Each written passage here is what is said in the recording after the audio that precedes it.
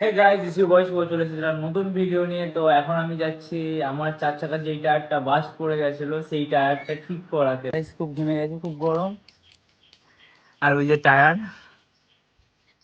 গাড়িটা যে টায়ারটা লাগাতে যাবো, কমপ্লিট হয়ে যাক টায়ারটা লাগানো, দেন মাঝে মধ্যে এখন ব্লগ আসবে। টায়ারটা ওই যে পাততে হবে এখন।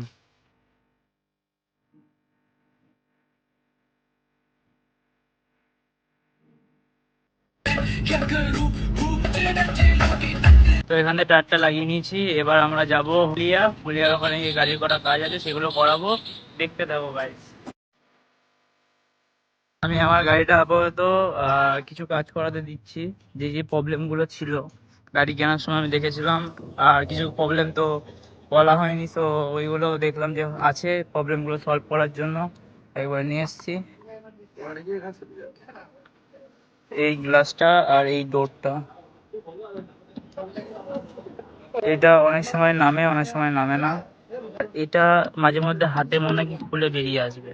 তো এই দুটো জিনিস দেখতে হবে। পরে আরেকটা জিনিস আছে, সেগুলো দেখতে হবে। আস্তে আস্তে দেখাচ্ছি যা যা করাবো। কাজ শুরু হয়ে গেছে, লাইন পাচ্ছে না, তাই জন্য মেন প্রবলেম হচ্ছে। এবার দেখা যাক সলিউশনটা কি আছে, সেটা আমি তোমাদেরকে দেখাচ্ছি।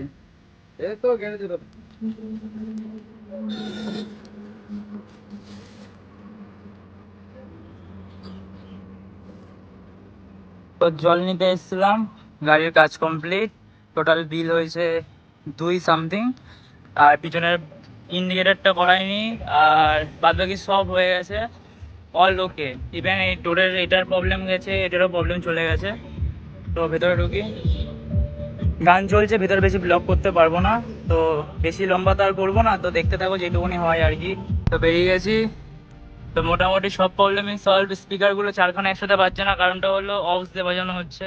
পিছনে ইন্ডিকেটারটা ওনার কাছে ছিল না, তাই জন্য উনি আজকে চেঞ্জ করে দিতে পারলো না, নেক্সট দিন আসে করে নিয়ে যেতে হবে। তুই কিছু বলতে চাস? তো দেখা হচ্ছে নেক্সট ভিডিওতে।